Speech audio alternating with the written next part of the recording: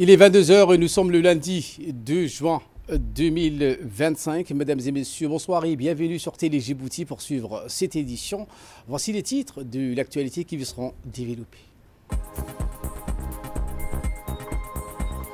Le président de la République, Ismaïl Omar Guelleh, a reçu aujourd'hui en fin de matinée au Palais de la République le Premier ministre somalien, M.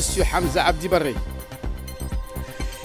Également dans l'actualité de ce 22 heures, les discussions entre le président de la Commission de l'Union africaine et la direction qatari portant sur la situation au Darfour et au Congo. Voilà pour le titre. Merci si vous nous rejoignez sur Télé Djibouti et nous entamons cette édition avec ce déplacement du Premier ministre somalien où il a été reçu par le président de la République en fin de matinée d'aujourd'hui. C'était au Palais de la République.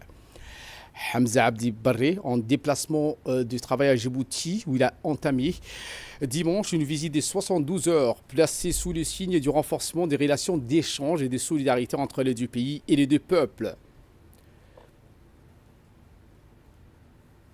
À son arrivée au Palais de la République, il était accompagné du ministre de la Télécommunication chargé des postes et des télécommunications, M. Radwan Abdillahi Badon. L'audience entre le président Guelleh et le Premier ministre somalien a servi d'emblée l'occasion aux deux parties de faire le point sur l'état de coopération et d'entraide entre les deux nations sœurs aux liens privilégiés tissés par l'histoire, le fil de l'histoire, et de la proximité géographique, culturelle et linguistique.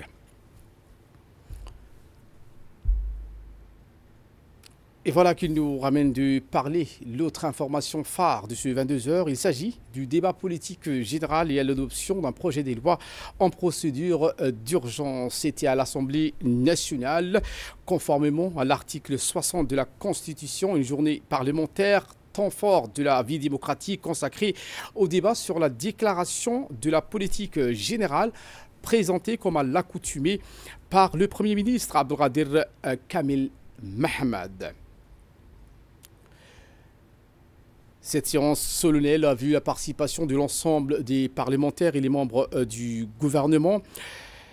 La déclaration de la politique générale présentée aujourd'hui par son Excellence, le Premier ministre Abdelkader Kamel Mahamad, est notamment revenu sur deux interrogations majeures formulées par les députés, en particulier celle relative à la jeunesse et la transition énergétique.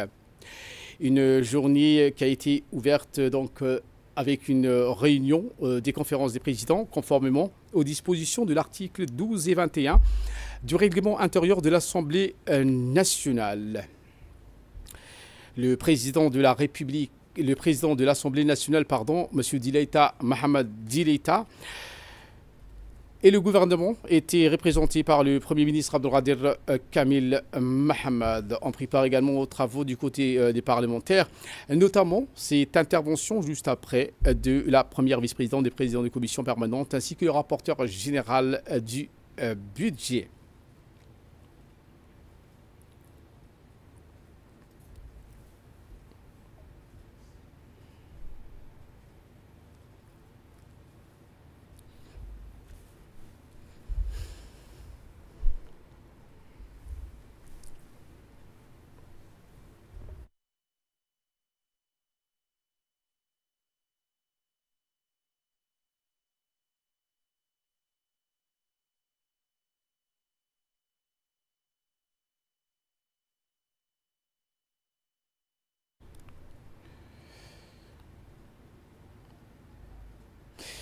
Eh bien, place maintenant aux séries d'interventions. En premier, la présidente du groupe parlementaire du Parti du Rassemblement populaire pour le progrès, le RPP. Écoutons. Avec un profond sens de responsabilité que je m'adresse à vous aujourd'hui dans le cadre de ce débat fondamental sur la déclaration de politique générale du gouvernement. Nous saluons tout d'abord la volonté affichée de poursuivre le processus de la démocratisation de la vie politique. Une gouvernance ouverte fondée sur le dialogue, la transparence et la participation citoyenne reste le socle de toute action politique crédible et efficace. Nous nous félicitons également de l'importance accordée à la croissance comme moteur du développement économique. Toutefois, il est essentiel que cette croissance soit inclusive et porteuse d'emplois pour notre jeunesse, dont les attentes sont fortes en matière d'emploi, des formations et d'entrepreneuriat. Le coût de l'énergie constitue une préoccupation majeure pour nos ménages comme pour nos tissus économiques. Nous appelons à des mesures structurantes pour rendre cette énergie plus accessible, durable et compétitive. En matière de solidarité nationale, nous engageons l'accroissement des actions de soutien aux plus vulnérables dans un esprit de justice sociale. Nous soulignons aussi l'importance de placer le logement au cœur des priorités sociales, car un habitat digne est un droit essentiel pour chaque citoyen. J'attire également votre attention sur un défi qui interpelle la conscience collective, l'état insalubrité de notre capitale. Le déchet, l'eau usée, le manque d'entretien public affectent la santé, l'environnement et l'image même de notre pays. Nous appelons à une mobilisation générale, les moyens renforcés par l'OVD et surtout à une campagne nationale de sensibilisation pérenne à la propriété et à la responsabilité citoyenne avant notre cérémonie du 48e anniversaire de notre indépendance. Place donc maintenant aux séries des questions-réponses entre les députés et les membres du gouvernement. Eh bien, les députés ont demandé donc des questions relatives au département de l'agriculture et du ministère de l'Intérieur. Écoutons. Les questions seront adressées au ministre de l'Agriculture. Monsieur le ministre, la station d'épuration des eaux usées de Douda, située à Djibouti-Ville, est officiellement entrée en phase de mise en service depuis le 1er mars 2025. Ce jalon, Monsieur le ministre, marque l'aboutissement d'un important projet d'extension des capacités conduit par une société française sous maîtrise d'ouvrage, l'ONIAD. Cette extension s'accompagne d'un objectif clair, garantir un traitement efficace et durable des eaux usées tout en intégrant la réutilisation des eaux traitées pour l'irrigation de plus de 400 à 500 hectares à peu près. Mes questions sont les suivantes, Monsieur le ministre. Après le jardin de Douda, Monsieur le ministre, avez-vous pensé au jardin d'Amboli pour bénéficier de ces eaux traitées? Si oui, Monsieur le ministre, comment allez-vous procéder afin que le secteur agricole d'Amboli puisse également profiter de ces eaux traitées? Ma question s'adresse également au ministre de l'Agriculture, de l'Élevage, de la Pêche, de l'Eau et des Ressources halieutiques. Monsieur le ministre, il est évident que nous sommes en une période de réchauffement climatique généralisé auquel s'ajoutent des sécheresses répétées et inquiétantes. Alors, j'aimerais vous demander ce que votre ministère a prévu pour faire face à une éventuelle crise d'eau à court, à moyen ou à long terme, tant en milieu rural qu'en milieu urbain, car sans eau, il n'y a pas de vie. La question qui m'a été posée au niveau du changement climatique par M. Soleiman Daher Bileh est pertinente. Il y a un problème de sécheresse dont tout le monde en parle. Sécheresse, eau est liée. Il y a une adéquation entre sécheresse et eau. C'est un phénomène qu'on vit, que la planète Terre vit aujourd'hui. Je vais vous dire une chose. La sécheresse, c'est une donnée pour nous, c'est une donnée permanente. Et même dans les autres pays, c'est une donnée permanente. Ce changement climatique va augmenter davantage. Au début de l'indépendance, Allah yarhamou, le président Hassan Gouled, il a dit la priorité des priorités, il connaît Ahmed Hassan, c'est la lutte contre la soif. La relève a été assurée par son Excellence Ismaël Omar Guelleh, nous continuons. Qu'est-ce qui se passe? Nous avons aujourd'hui 191 forages. Sous la houlette du Premier ministre, nous avons tenu une réunion vraiment importante. Ces 191 forages, il y a 7 forages, on a rectifié, il y a 7 forages qui sont en panne. Sous la houlette du Premier ministre et avec la collaboration du ministère de la Solidarité nationale, nous avons trouvé une solution. Après le groupement des jardins de d'Assamo, après le groupement des jardins de Ouima, après le groupement des jardins de Gobad. Aujourd'hui, on s'attaque à Attar. On a terminé Attar. C'est Ombouli, il m'a posé la question. Monsieur l'honorable député, un recensement, c'est en cours. Les débats s'est également poursuivis, notamment au département de la jeunesse et de la formation professionnelle, où les représentants du peuple ont posé donc les questions aux membres du gouvernement. La question s'adresse donc au ministre de l'Intérieur.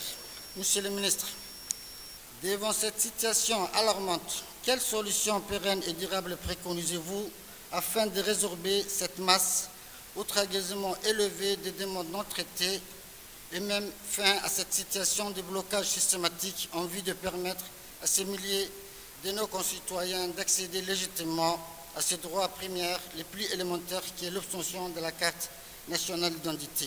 La jeunesse djiboutienne représente une part significative de notre population active. Malgré le chômage de jeunes demeure une préoccupation majeure entravant leur insertion socio-économique et alimentant un sentiment de frustration. Ma question est, quelles sont les politiques et les programmes les plus efficaces pour favoriser l'insertion professionnelle des jeunes en tenant compte des spécificités de notre pays et des réalités du marché du travail? Mesdames et messieurs, vous savez que nous sommes passés aujourd'hui de la carte donc, numérique à la carte biométrique. Et cette carte biométrique, elle emboîte le pas au développement économique et donc au progrès technologique qui est la digitalisation. Et au jour d'aujourd'hui, c'est vrai que les débuts de l'acquisition de cette carte donc, biométrique ont été donc, assez difficiles parce que les questionnements que la base de données posait étaient donc inadaptés par rapport au contexte, donc, à notre contexte donc, sociétal. Au niveau de la biométrie, nous avons donc déconcentré et donc, au niveau des régions et au jour d'aujourd'hui, au niveau de, non seulement au niveau de la capitale, au niveau des sous-préfectures, il y a donc les centres d'enrôlement, mais également au niveau des régions. Dans chaque région aujourd'hui, on peut s'enrôler. La population n'a pas besoin de descendre jusqu'à Djibouti-Ville et de venir jusqu'à la population pour pouvoir être enrôlée. La question de la jeunesse et de l'emploi est bien sûr le cœur de la problématique du gouvernement de Djibouti. En matière de formation, ça a totalement changé, puisque la dernière fois j'ai présenté la loi de la formation professionnelle. Autrefois, si la base était uniquement scolaire, la base de la pyramide, elle est large. On s'occupe, c'est ce qu'on appelait même le droit à la formation. À Djibouti, on se permet, un tout petit pays, de dire oui, tout Djiboutien a droit à la formation, qu'il soit en emploi, qu'il soit bien sûr à la recherche d'emploi, qu'il soit bien sûr un élève hors école, qu'il soit un enfant scolarisé. Tous les jeunes ont droit à cette formation. Donc en plus, on parle dans le jargon actuel, on ne parle plus de formation, mais on parle de développement des compétences. C'est-à-dire aujourd'hui, dès le plus jeune âge, nous commençons à éduquer, à former les jeunes pour qu'ils puissent avoir un certain nombre de compétences. On mesure maintenant les performances des jeunes par la maîtrise d'un certain nombre de compétences. Aujourd'hui, également, le mode de formation, de structure de formation a complètement changé. Aujourd'hui, il ne s'agit plus de lycées techniques ou ce qu'on appelle des lycées d'enseignement technique d'ordre général, mais on parle bien sûr de centres sectoriels de formation. Donc, on est en train d'aller dans la formation vraiment directe et plus pointueuse pour que nous puissions mettre sur le marché du travail, bien sûr, un personnel compétent, qualifié et apte à répondre aux besoins, bien sûr, du secteur privé. Écoutons donc à présent des questions des parlementaires relatives cette fois-ci aux affaires sociales et au recensement et les réponses des membres du gouvernement. Je viens devant vous aujourd'hui animé d'une vive inquiétude. Une inquiétude que je pense profonde, légitime et largement partagée par les citoyens de la région de Bok au sujet des résultats préliminaires du recensement général de la population et de l'habitat réalisé en 2024. En effet, 14 ans après le recensement de 2009, les données officielles communiquées par l'ENISTAT indiquent que la population de la région de Bok serait restée inchangée autour de 37 000 habitants. Le recensement de 2024, même chiffre, situation pourtant différente. Aujourd'hui, en 2024, les résultats du recensement viennent d'être rendus publics. Et que constatons? Toujours 37 000 habitants pour Bok. Pas une hausse, pas une baisse, rien. Pourtant, cette fois-ci, selon eux, toutes les zones ont été couvertes. Le recensement a pu être mené convenablement dans l'ensemble de la région. Il est donc incompréhensible que les chiffres n'aient pas évolué d'un iota depuis 2009, car ces chiffres ne sont pas anodins. Ils déterminent les politiques publiques, les dotations budgétaires et des programmes d'aménagement et de développement. Comment un chiffre basé sur 50% d'un recensement incomplet peut-il être identique à celui issu d'un recensement complet?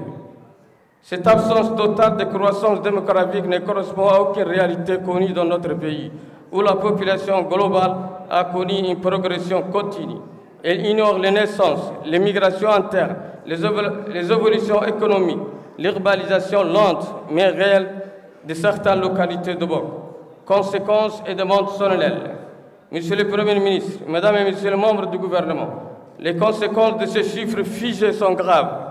Dotation budgétaire réduite, projet de développement mal calibré, représentation politique affaiblie, accès inéquitable aux infrastructures et aux services publics.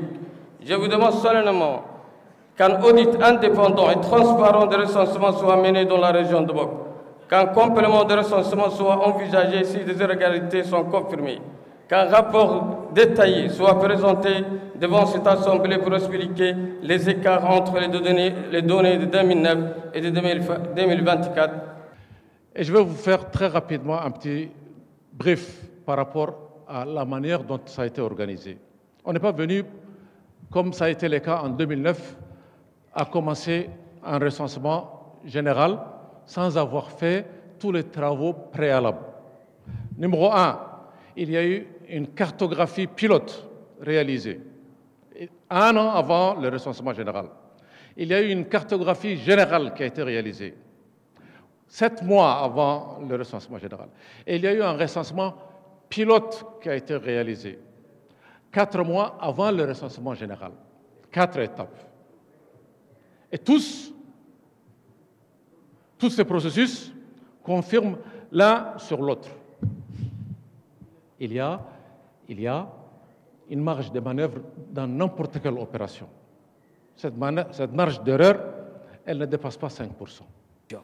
Conformément au décret 2019-237 du ministère du Travail du 19 septembre 2019, modifiant, complétant le décret 2014-156 du ministère du Travail, le Fonds de solidarité de santé de l'assurance maladie universelle a été créé pour assurer le fonctionnement du PASS. C'est tout. Ce fonds est alimenté par des subventions de l'État, des contributions de la CNSS et ainsi par d'autres sources et est placé sous la tutelle du ministère des Affaires sociales. Or, cependant, rien qu'en janvier 2015, la CNSS vous a fourni un montant de 500 millions. Le ministère du Budget vous a aussi alloué son fonds. Madame la ministre, mes questions sont les suivantes. Pourriez-vous nous expliquer les causes précises ayant conduit à la suspension des paiements de fraude des médicaments et des soins pour le bénéficiaire de l'AMU relevant du PASS, pourtant prévu par les textes législatifs en vigueur?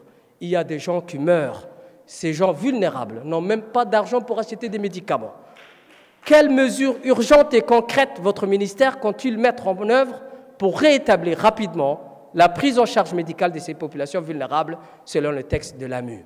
Avec ces textes, avec ces fonds, on envoyait des gens à l'étranger. Il y a des qui ont des maladies chroniques qu'on ne peut pas soigner ici. Alors ces gens-là meurent, Madame la ministre. Sociale est une gestion quand même de l'exécutif djiboutien. L'essentiel, c'est est-ce qu'elle a impacté les bénéficiaires? La réponse, monsieur le député, non. Parce qu'aujourd'hui, les CHU acceptent, il n'y a aucun, c'est nous qui sommes dans les guichets sociaux, monsieur le député, quand il y a eu des petits problèmes au départ, justement par rapport à ça, on les a réglés rapidement. Aujourd'hui, tous les Djiboutiens bénéficient d'un accès gratuit, surtout les plus vulnérables, ceux qui ne sont pas bénéficiaires de l'AMO, l'assurance maladie obligatoire, bénéficient du PASS. Ça veut dire tous ceux qui ne sont pas contributeurs. Ils peuvent aller dans les polycliniques, ils peuvent aller dans les CHU, ils peuvent aller à la CNSS. Certains de nos compatriotes, comme vous le savez, ont un problème d'oncologie. Ils peuvent aller au CHU, mais ils peuvent aller également à l'hôpital de la police. Toutes les factures sont payées. Maintenant, c'est des paiements qui sont internes au gouvernement, que le ministère des Affaires sociales paye au ministère de la Santé ou ne paye pas, ça reste les caisses de l'État. Et je prends à témoin le ministre du Budget qui, au niveau également de l'accès aux médicaments, parce que c'était la difficulté, l'accès aux médicaments, et le président de la République a pris une décision ferme et intangible, justement pour rendre également cette accessibilité et cette disponibilité toujours permanente, et c'est ce que nous sommes en train de travailler pour que nos Djiboutiens ne manquent pas de médicaments. Aujourd'hui, la pharmacie de la CNSS donne à tous les malades chroniques les médicaments nécessaires. Tous les malades chroniques, les diabétiques, les maladies chroniques des enfants. C'est un des rares pays d'Afrique. Et je vous demande même de citer qui sont ces pays d'Afrique qui donnent un accès gratuit à la santé, qui donnent des médicaments, surtout pour les maladies chroniques, qui accompagnent à travers des programmes les enfants à besoins spéciaux. Aujourd'hui, les enfants à besoins spéciaux, les enfants qui ont un problème de la peau, on leur paye même la climatisation. La Fondation IOG leur donne les logements, on leur paye la climatisation. Citez-moi quels sont ces pays d'Afrique qui ont une politique sociale et solidaire équivalente à notre pays. Eh bien, le Premier ministre, M. Abdelkader Kamel Mohamed, est également intervenu notamment sur deux interrogations majeures formulées par les députés, en particulier relatives à la jeunesse et à la transition énergétique. Concernant l'insalubrité de la ville de Djibouti. D'abord, tout ce qui est insalubrité, c'est l'affaire de tout le monde. Ce n'est pas uniquement l'affaire du ministre de l'Intérieur ou du gouvernement. La personne qui rejette les eaux usées dans la rue a sa responsabilité. Où sont les chefs de quartier? Les chefs de quartier sont là. Ce n'est pas uniquement au gouvernement de dire oui, il faudra faire ça, il faudra faire ça. Il faut que tout le monde s'y mette. Les eaux usées ou les fosses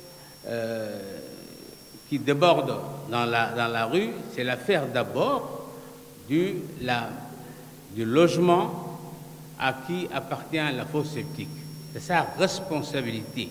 Nous devons, gouvernement ou collectivité territoriale, nous devons intervenir à tout moment pour, d'un côté, effectivement, nettoyer la ville. Et c'est ce qui est fait actuellement avec la collaboration de la société civile et aussi les ONG comme l'UNFD, qui fait quand même un travail remarquable pour nettoyer toute la ville de Djibouti. Mais ceci ne s'arrête pas. Les gens continuent à déverser leurs ordures ménagères n'importe où. Mais ça, effectivement, ça va s'arrêter un jour puisque des dispositions seront prises par le gouvernement pour, cette fois-ci, sanctionner. L'État doit former ses enfants jusqu'à ce que l'enfant puisse aller au-delà, jusqu'à l'université, même au-delà de l'université. Le rôle de l'État. Pourquoi?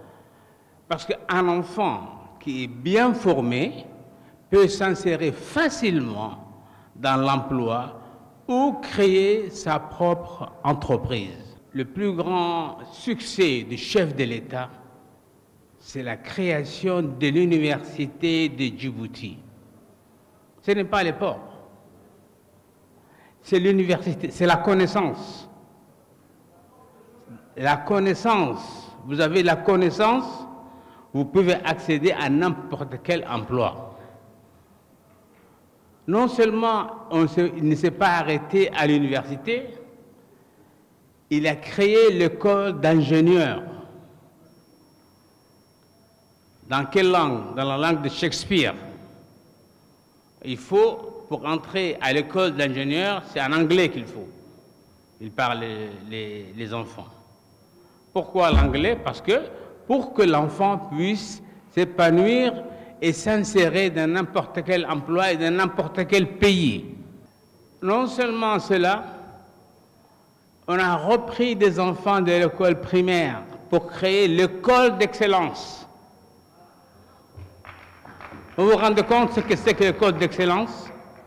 Ce sont des enfants qui vont être ingénieurs à l'âge de 16 ans, 18 ans. Ce sont des jeunes qui ont le bac à l'âge de 12 ans, 13 ans. C'est cela le plus grand succès du chef de l'État et du gouvernement. C'est former la jeunesse. Eh bien, la matinée a également été ouverte avec des réunions. En premier, la conférence des présidents, conformément aux dispositions de l'article 12 et 21 du règlement intérieur de l'Assemblée nationale. Cette conférence des présidents, en début de matinée, sous la présidence du président de l'Assemblée nationale, M. Dileïta Mohamed Dileïta, le gouvernement était représenté par le Premier ministre Abdelkader Kamil Mohamed et le ministre de la Défense, M. Hassan Omar Mohamed, ministre de la Défense chargé des relations avec le Parlement. Eh bien, toujours à l'Assemblée nationale, dans la continuité des conférences, une commission permanente de la législation de l'administration générale et des droits humains s'est unie en séance de travail, présidée par la députée Kaltoum Farah Saïd, présidente de cette commission. L'examen du projet de loi, le numéro 178 de l'année 2025, de la 9e législature, portant modification à la loi numéro 106 de l'année 2024 relative à la lutte contre le blanchiment des capitaux, le financement du terrorisme et la prolifération des armes à destruction massive. Une séance qui s'est tenue en présence du garde des Sceaux djiboutien, M. Ali Hassan Bardon. Au terme de ces travaux, la commission a émis un avis favorable donc à l'adoption du texte. Et à l'issue des débats et de la politique générale ainsi que des conférences, c'est poursuivi avec l'examen du projet de loi, le numéro 178 de l'année 2025, relative donc à la lutte contre le blanchiment des capitaux, le financement du terrorisme et la prolifération des armes de destruction massive. Ce projet de loi a été donc adopté lors de cette séance plénière à l'unanimité.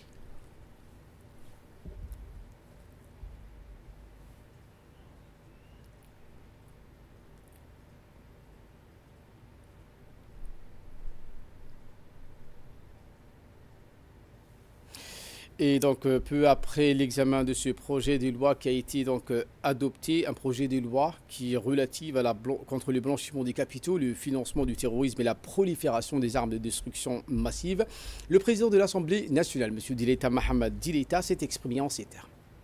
Excellences, Monsieur le Premier ministre, Mesdames et Messieurs, nous venons au terme d'une séance publique qui a porté à la fois sur le débat des politiques générales et sur les votes d'un projet d'une loi important, puisqu'on concourt à lutter contre le financement du terrorisme et autres.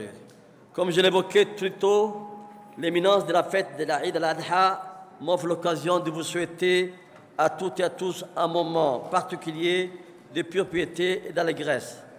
Je souhaite aussi mes fraternels vœux de gaieté, de joie et de réussite à notre nation dans son ensemble, à notre président de la République, son Excellence Ismaël Marguerite, à la première dame, Mme Khadra Mahmoud Haid. Enfin, mes pensées vont vers mes chers pays et notre foyer auquel je destine mes meilleures prières de stabilité et de progrès. Également dans l'actualité de ce 22h, le Premier ministre a reçu la représentante de l'Organisation mondiale de la santé. C'était donc au salon d'honneur de la primature, la représentante résidente de l'Organisation mondiale de la santé, l'OMS, Dr Joumana Hermès, était aux côtés du Premier ministre, visite de courtoisie qui a permis de faire le point sur les priorités de l'OMS dans le pays. Et ce, dans le cadre, dans son appui de la modernisation du système de santé publique djiboutien. Les échanges ont mis en exergue la volonté partagée de renforcer la coopération entre Djibouti et l'organisation onusienne. L'audience est déroulée en présence de M. Hassan Farah, représentant adjoint de l'OMS à Djibouti, ainsi que de M. Ali Silaya Abdallah, chef du cabinet du Premier ministre.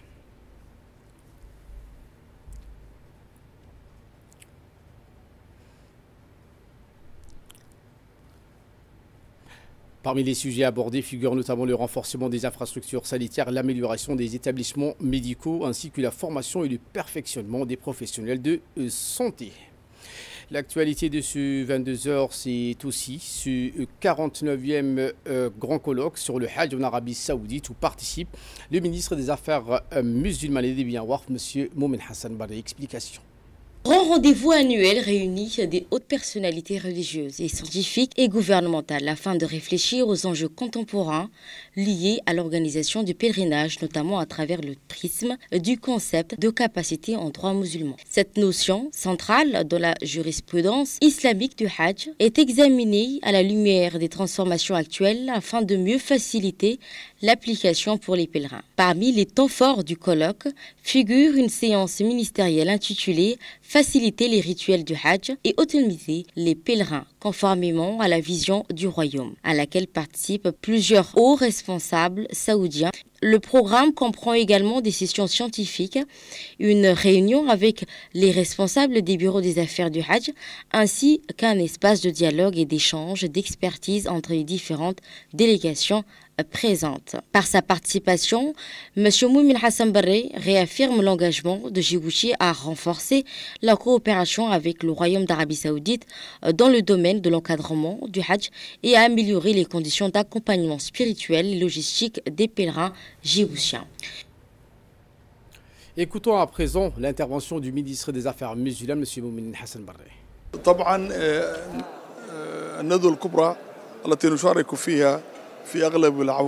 Dans une interview accordée à la presse en marge du 49e grand colloque sur le Hajj, le ministre des Affaires musulmanes et du bien waqf, Moumen Hassan Barre, a salué les efforts de l'Arabie Saoudite dans la modernisation des services liés au pèlerinage tout en réaffirmant l'engagement de Djibouti en faveur d'un accompagnement spirituel et logistique renforcé pour ses pèlerins.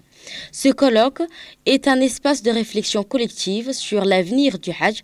Dans un monde en perpétuelle évolution, nous devons conjuguer les fondements du droit musulman avec les exigences contemporaines en matière de sécurité, de santé et d'organisation. Djibouti œuvre chaque année pour améliorer l'encadrement de ses pèlerins et notre participation active à ce genre de rencontre traduit notre volonté à rester à la hauteur des attentes spirituelles de notre population. Le ministre a également mis l'accent sur la nécessité d'une coopération étroite entre les pays musulmans afin d'assurer un Hajj harmonieux, inclusif et accessible. Le Hajj ne peut être pensé en vase clos, il exige une vision partagée, un effort commun et une adaptation continue. Le Hajj ou le pèlerinage est le 5e pilier de l'islam. Nous revenons ce soir sur ce grand format de la rédaction. لبيك اللهم لبيك لبيك لا شريك لك لبيك إن الحمد والنعمة. Il y a un lieu sur Terre où les frontières disparaissent, où les langues se taisent pour ne faire place qu'à une seule prière, où le riche marche côte à côte avec le pauvre, où chaque pas résonne comme un appel à l'âme. C'est ici, à la Mecque, dans les sanctuaires sacrés d'Arabie Saoudite, que des millions de pèlerins convergent chaque année, des 4 coins du monde. Ils viennent reprendre un appel ancestral, spirituel, le Hajj, le 5e pilier de l'islam. Ce n'est pas seulement un voyage, c'est une renaissance. Un homme sort de chez lui, quitte sa famille, son travail, son confort, non pas pour fuir, mais pour rencontrer Dieu, pour chercher le pardon, la purification, la paix intérieure. Pendant ces quelques jours sacrés, chaque geste devient prière, chaque souffle un rappel Les mêmes vêtements blancs enveloppent tous les corps, sans distinction. Hommes ou femmes, rois ou mendiants, tous sont égaux devant Dieu. Ici, on apprend l'humilité, on redécouvre l'unité. L'humanité tout entière semble dire « Nous sommes un seul peuple, sous un seul Seigneur ». لبيك لا شريك لك لبيك إن الحمد والنعمة لك والملك لا شريك لك. Le Hajj est une épreuve physique, mentale, mais spirituelle. Des milliers de personnes marchent sous un soleil ardent. D'autres pleurent en silence. Certains prient pour ceux qu'ils ont perdus. Beaucoup espèrent un miracle. Et quand vient le moment de toucher la Kaaba, de poser sa main sur ces murs noirs, ce n'est plus seulement un rêve qui se réalise, c'est une vie qui bascule. Ils sont des millions, venus des quatre coins de la Terre, d'Afrique, d'Asie, d'Europe, d'Amérique, du Moyen-Orient et bien plus loin encore. Ils débarquent par avion, en bus, à pied parfois, fatigués, mais le cœur battant d'espoir. Ils ne parlent pas la même langue. Certains murmurent leurs prières en arabe, d'autres en français, en ourdou, en anglais, en turc et en malais. Mais ici, peu importe la langue, car il n'y a qu'un seul langage qui compte, celui du cœur. Et leur dénominateur commun, la foi, pure, simple, inébranlable. C'est elle qui les unit, c'est elle qui les guide. Elle efface les distances, les différences, les conflits. Elle fait du Hajj l'un des rares endroits au monde où l'humanité semble retrouver son visage le plus vrai, le plus humble, le plus uni. Des hommes et des femmes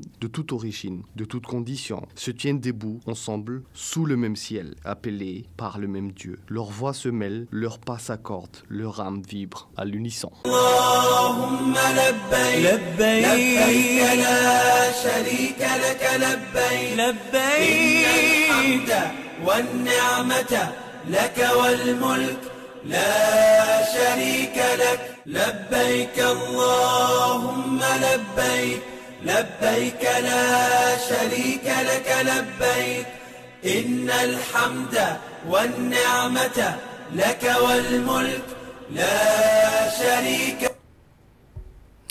Une étape significative vers le renforcement du système éducatif djiboutien a été franchie aujourd'hui à l'école Excellence qui a servi de cadre à deux événements éducatifs cruciaux. Le premier et le plus important a été la signature d'un accord cadre de coopération globale entre le ministère de l'Éducation nationale et de la formation professionnelle, le MENFOP, et le ministère de l'Enseignement supérieur et de la Recherche. L'accord donc a été officialisé entre les deux ministres, en l'occurrence M. Moustapha Mohamed Mahmoud et Dr Nabil Mohamed Ahmad. Cet accord de coopération est conçu pour englober un large éventail de domaines essentiels, notamment la recherche, l'action, la formation des enseignants, le développement professionnel et les prestigieuses classes préparatoires aux grandes écoles. Cette initiative donc, de collaboration marque une approche unifiée quant au renforcement du paysage éducatif djiboutien et favoriser ainsi un avenir pour ses étudiants.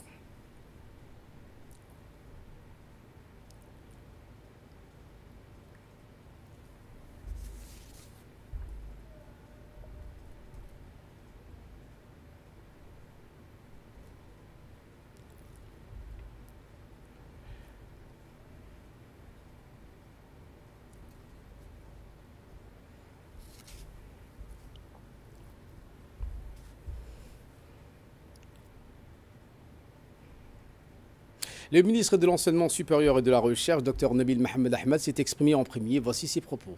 Je voudrais d'abord me joindre au niveau de la satisfaction qui a été donc mentionnée et mise en avant par mon collègue et frère Moustapha, le ministre de l'Éducation nationale.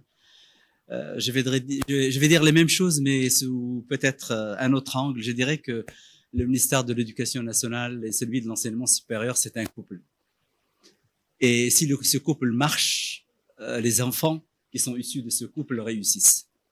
Et c'est dans ce cadre-là que cette coopération, cet accord cadre, je dirais, c'est sa matière essentielle. C'est ce que nous cherchons.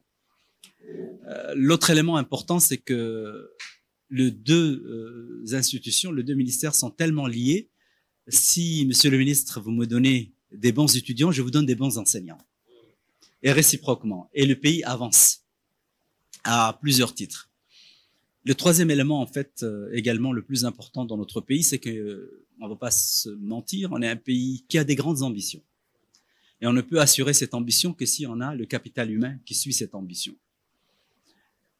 Et cet accord cadre ne vient que renforcer la vision du président, du travailler ensemble pour aller de l'avant et faire de notre pays un pays qui réussit. Et je vais citer également, on a parlé de l'école d'excellence, mais je ne voudrais pas qu'on mette de côté le CRIPEN, pour qui personnellement j'ai une attache particulière parce qu'il permet de travailler sur la recherche de l'éducation. Et je pense qu'aujourd'hui, les enseignants de l'université, on a vraiment cette chance d'avoir aujourd'hui des enseignants de qualité à l'université, d'avoir des chercheurs de qualité aussi bien à l'université qu'au niveau du CERD. Donc je pense que c'est une première étape aujourd'hui. On parle d'un accord cadre de partenariat. On a voulu vite avancer pour parler de l'école d'excellence, mais d'autres conventions seront signées en partenariat avec les différents directeurs, présidents d'université. S'exprimant donc également lors de cette cérémonie, le ministre de l'Éducation nationale et de la formation professionnelle, M. Mostafa Mohamed Mahmoud, a souligné que cet accord répond directement aux besoins cruciaux d'une cohérence pédagogique. C'est avec une grande satisfaction et un réel sentiment d'espoir que je prends la parole aujourd'hui à l'occasion donc de la signature d'un partenariat stratégique entre nos deux départements phares de notre système éducatif national, notamment tout ce qui en ce qui concerne les lycées d'excellence du MENFOP et l'université de Djibouti. Je pense que si nous avions commencé cette aventure de manière assez individuelle, je pense que ça ne pourrait se faire et continuer dans ce sens-là. Il fallait coûte que coûte qu'il y ait bien sûr ce co-direction de l'école d'excellence parce que c'est un produit djiboutien et je pense que c'est notre priorité.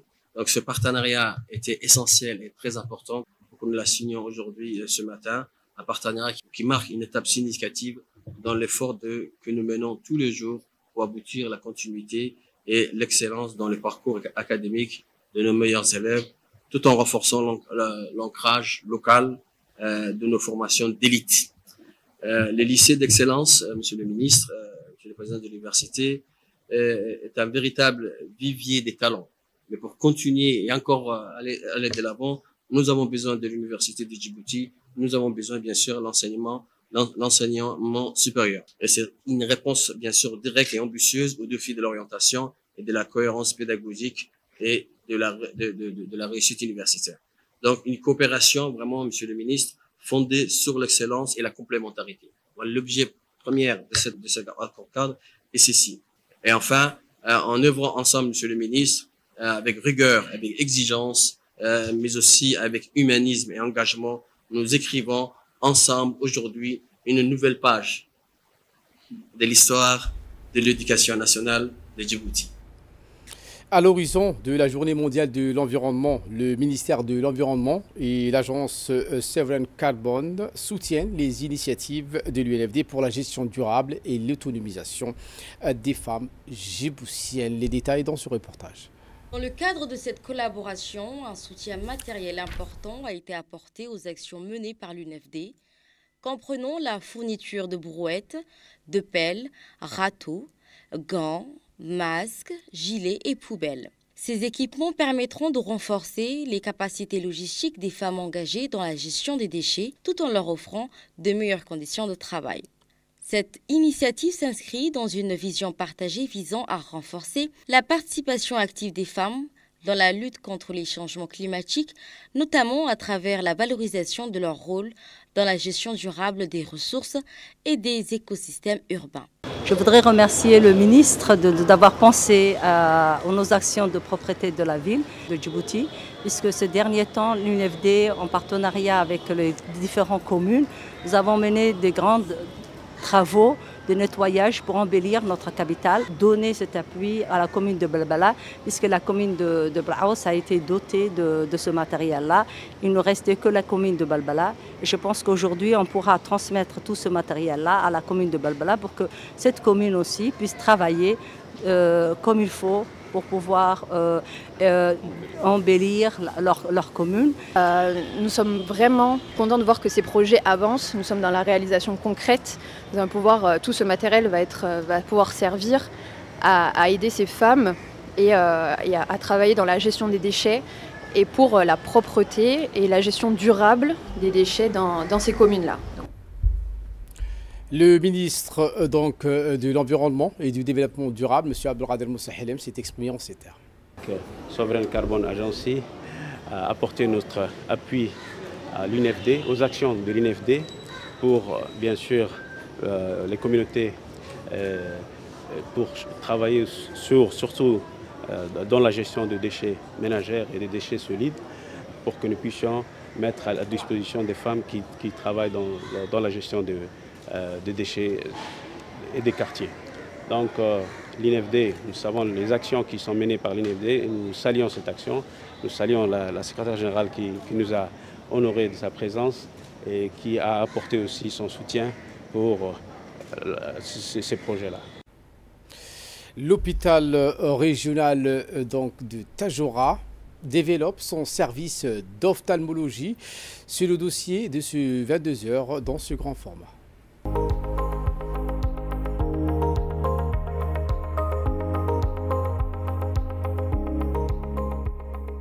En quelques mois, l'hôpital régional de Tadjoura va franchir une étape importante dans la prestation de soins de qualité, celui des opérations chirurgicales.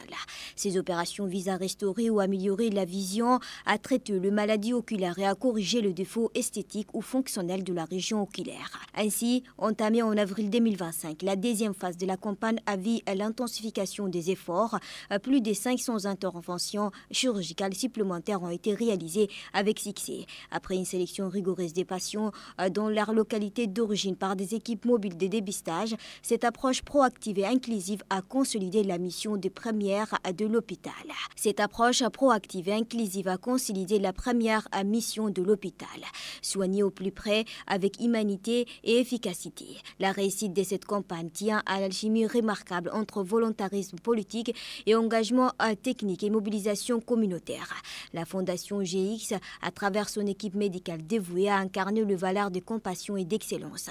Sa collaboration fluide avec les autorités locales et régionales a été saluée. Le médecin-chef de la région s'est illustré par un leadership éclairé, coordonnant avec précision les phases de la campagne, mobilisant les ressources humaines et logistiques. Dans les cadres des activités de lutte contre la cécité dite évitable, qui est la cataracte, donc dans ces cadres, nous avons accueilli ici à l'hôpital régional une équipe médicale chinoise qui ont travaillé pendant 3 mois en 2024 et pendant 2 mois en 2025. Durant ces 5 mois, l'équipe médicale chinoise a fait bénéficier plus de 1700 personnes pour la chirurgie de la cataracte. La plupart des gens venaient des localités très éloignées. Et assurant ainsi un suivi clinique rigoureux de patients opérés. À ses côtés, le préfet de Tadjoura et le président du conseil régional qui ont apporté un soutien sans faille facilitant le transport, la communication communautaire et la logistique des hébergements.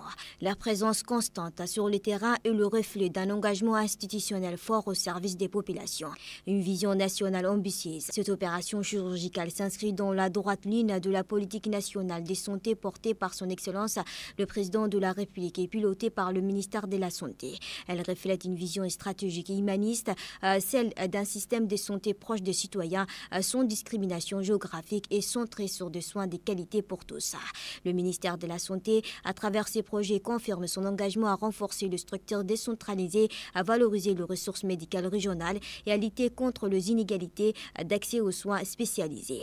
L'hôpital régional de Tadjoura, emblème de cette vision, s'impose désormais comme un centre d'excellence régional et un modèle à reproduire dans d'autres régions du pays. Nous tenons à remercier l'équipe médicale chinoise de GX Foundation, le ministère de la Santé, en la personne du ministre de la Santé, son Excellence, le docteur Ahmed Roubli Abdelli pour la mise en œuvre de ces activités. Nous tenons à remercier la population qui nous a vraiment aidés dans la démarche, dans toutes les activités qu'on a eu à mener, que ce soit lors de la sensibilisation, que ce soit lors du recrutement des patients, que ce soit lors de la chirurgie. Je tiens aussi à remercier la préfecture et le conseil régional qui nous ont beaucoup aidés, surtout en termes de logistique, les militaires et les gendarmes qui nous ont aussi appuyé en termes de sécurité. Donc en gros, la chirurgie, ça s'est bien passé. Ils ont opéré plus de 1700 personnes. Et en nouvelle du monde, je vous le disais en titre de Darfour au Congo, les discussions entre le président de la Commission de l'Union africaine et la direction qatari se poursuivent dans un contexte de défis auxquels fait face le continent africain entre conflits armés, transformation politique et demandes de développement durable. Une visite importante du président de la Commission de l'Union africaine, M. Mahmoud Ali Youssouf à Doha, qui a eu lieu donc, pour le renforcement de la coopération avec la direction qatari dans le domaine de la médiation et de la résolution des conflits. Voilà pour l'essentiel de ce 22h. Merci de votre fidélité. Restez avec nous. Le programme continue sur Télé Djibouti.